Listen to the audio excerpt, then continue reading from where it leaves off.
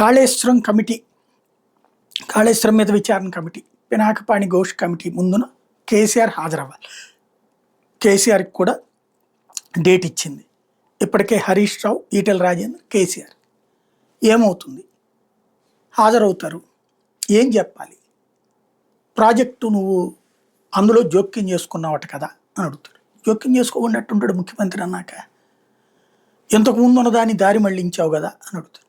దారి మళ్లించకుండా అంటుంటారు. ఏళ్ల తరబడి, దశాబ్దాల తరబడి ఎటు ముందుకి సాగకుండా వెనక్కి సాగకుండా ఉన్నటువంటి ప్రాజెక్టుని కొత్త రూట్లోకి తీసుకొచ్చావు. అది హక్కు ప్రజలు ఇచ్చారా లేదా ఆయనకి? ఫైనల్గా అక్కడ ప్రాజెక్ట్ కట్టారా లేదా? దాంట్లో లోపం వచ్చింది కదా. లోపం ఉంటే దానికి సంబంధించినటువంటి కాంట్రాక్టర్ తప్పవుతుంది. కేసీఆర్ వెళ్ళి బిల్డింగ్ కట్టాడు కదా అక్కడ. ఖచ్చితంగా లోపానికి సంబంధించినటువంటి సదరు సంస్థ మీద చర్య తీసుకునే అధికారం ప్రభుత్వం అనుకుంటుంది.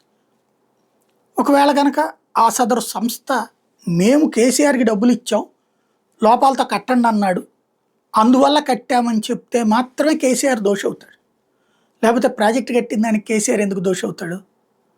చలాకీగా మాట్లాడడం, చమక్కులతో మాట్లాడడం, ఎదురోళ్ళని ఎలాగ వెటకారం చేయడం చేతనైనోడు కేసీఆర్. వెళ్ళాలా, సమాధానం చెప్పాలా. ఆయన ఏం చెప్పాడో జనం ముందుకు వచ్చి మాట్లాడాలి. అప్పుడు సిగ్గుతో తల వంచుకునే పరిస్థితి కాంగ్రెస్ ప్రభుత్వం అందవుతుంది.